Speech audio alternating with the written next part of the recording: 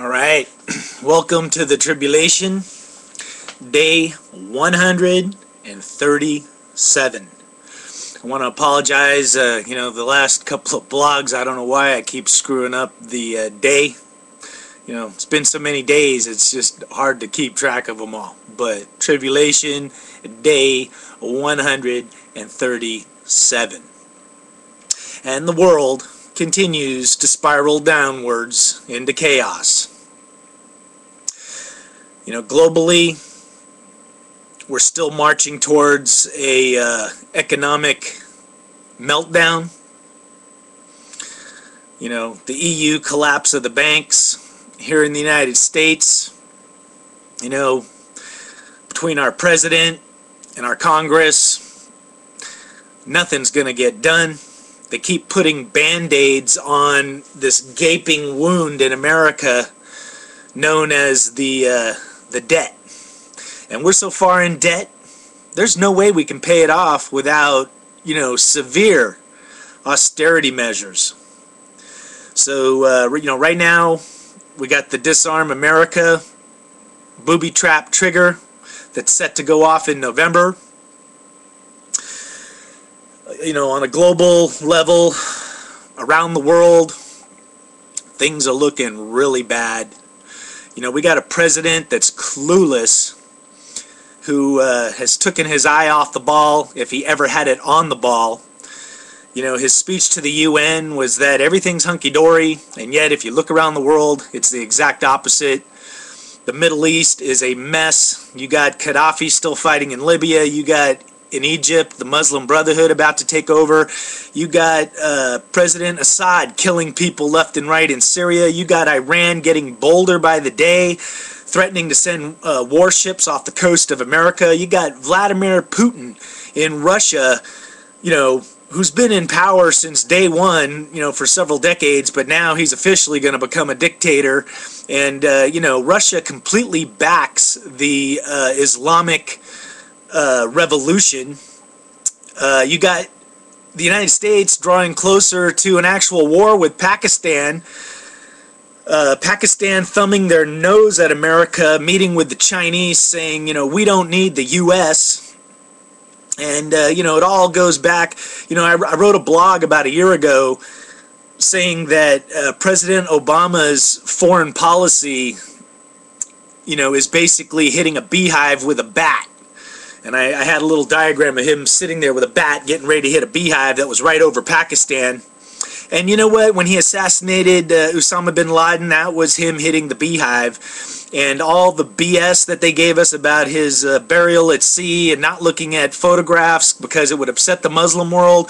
Well, look, guess what? They seem like they're pretty upset right now, and Obama's policy of just bombing everybody with cruise missiles from the air, is just doing huge amounts of damage to our credibility. And, just countries around the world, hating us more and more each day as innocent people get killed by these cruise missiles.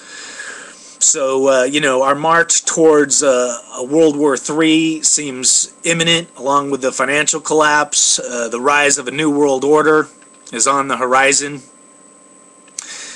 And, around the world, whether it's floods, typhoons, volcanoes all around the world are springing to life. Earthquake levels are higher than ever. And, the Comet Elenin, thing to me, I think was basically a big cover-up, trying to discredit people that are looking for this astral alignment that's going to happen tomorrow. And, I actually think the Hopi prophecy happened. There was a comet that streaked across the United States about 4 days ago, and they had photos of it, and it was kind of a greenish-blue color.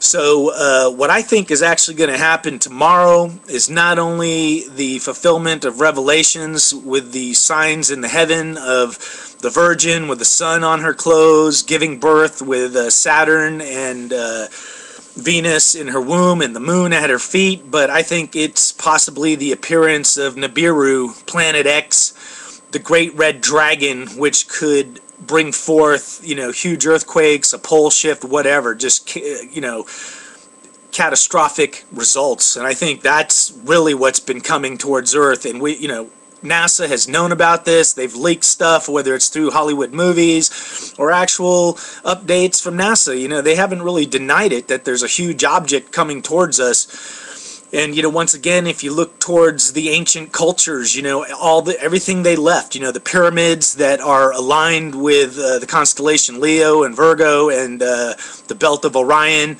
you know, the story of Jesus with the 3 wise men following a star, you know, the Sphinx, which has the head of a virgin and the body of a lion, you know, all of it points to what's going to happen tomorrow. And, you know, to me it feels like the calm before the storm. And everybody's just going about their lives unaware of what is about to strike. And you know what? You know, to me, the window is tomorrow, you know, Friday, you know, even through the weekend. You know, calculations can always be off a day or so. But, you know, right now my spider senses are tingling that we're on the cusp of something. Yesterday here in San Jose, there was just chemtrails all day long being put in the sky. And, you know, even at night, I was helping a buddy of mine move, and we were looking at the chemtrails at night. You know, and what's all that about, you know? So, you know, we'll have to see. But I think, you know, we're on the verge of something. You know, I'm going to go out and walk my dogs. You know, the sun is blazing, the solar flares. You know, the sun has just been, you know, the level of activity on the sun has just gone up dramatically with solar flares and, you know, the geomagnetic storms hitting the Earth. And nobody's really talking about it, you know, but we've been having blackouts everywhere. You know, diseases are breaking out everywhere, from the cantaloupe thing in Colorado to, you know, hoof and mouth disease over in Europe. You know, huge amounts of flooding in India. You know, with the bird flu, swine flu breaking out. So, you know, once again, you know, I think the tribulation is about to kick into high gear, you know, and tomorrow could be the day. So hopefully everybody's been listening, and they've got whatever emergency supplies that they could muster up. You know, I got to apologize. I got some construction workers across the street working on the roof, so the generator, the humming you hear is the generator they're running. But, you know, most importantly, hopefully we've all prepared mentally, you know, that we have reassessed what we value, so that when disaster strikes, you know, you're not sitting here trying to, you know, save things that don't matter. You know, you need to focus on what does matter, saving your own life and saving your friends and family. And hopefully we've all focused on spiritually what's important. And, you know, we've got God, you know, front and center in our lives at this point, because only by the grace of God will we survive whatever's coming. So, you know, I'm not sitting here shaking in fear. You know, whatever comes, comes. Destiny, fate. At some point they kind of merge. The people that aren't prepared, that aren't unaware, they will meet their fate. Those of us that are prepared and ready to take action will meet our destiny. And the world and life as we know it may be changed. The end of the world, the beginning of a new world. You know, we'll see. So, enjoy today. Live today like it is the final day. Here in San Jose, it's a beautiful day. I think it's actually a nice day all across America. You know, which, you know, if you look at all the disasters and floods and tornadoes and everything that's been hitting America all summer long, you know, it's almost as if, you know, this nice weather that's kind of broken out across the United States is just to lull everybody to sleep right before disaster hits. You know, that's how it is even with hurricanes, man. People are out at the beach and, you know, dudes are surfing, you know, right as the hurricane's approaching. And, you know, I don't know why, but, you know, once again, I feel like God has been sending me messages, you know, by my power being shut off Thursday. You know, it's kind of like, hey, get ready. There's not going to be any, you know, electricity soon. And then when I went up to Reno, you know, hiking to the top of the hill and having that storm just, you know, hit us on that hill, and having 70-mile-an-hour winds and lightning and rain, I just thought, man, it's a premonition, you know. And we were sitting there looking down at Reno. I'll put a picture up on the blog today, but a huge dust storm just kind of enveloped Reno. And you know, I even told my brother, man, I go, it looks like Sodom and Gomorrah down there, like, you know, God's sending a message. And that day there was a shooting in Reno, you know, and they shut the whole Street Vibrations festival down. So, you know, once again, it just seems like a sign of what is imminent and approaching, you know, which is disaster and chaos.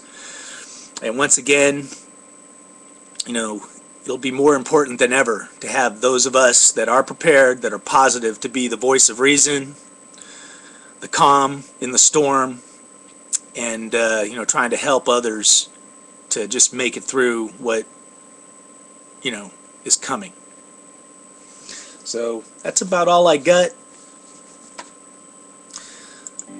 If anything big happens, you know, I may pop another blog on here today, but, you know, I'm going to go get my tribulation on. I'm going to think positive. I'm going to try and do something positive.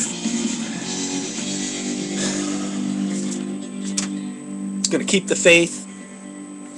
So God bless everybody out there, and hopefully I'll see you on the other side. All right, rock on.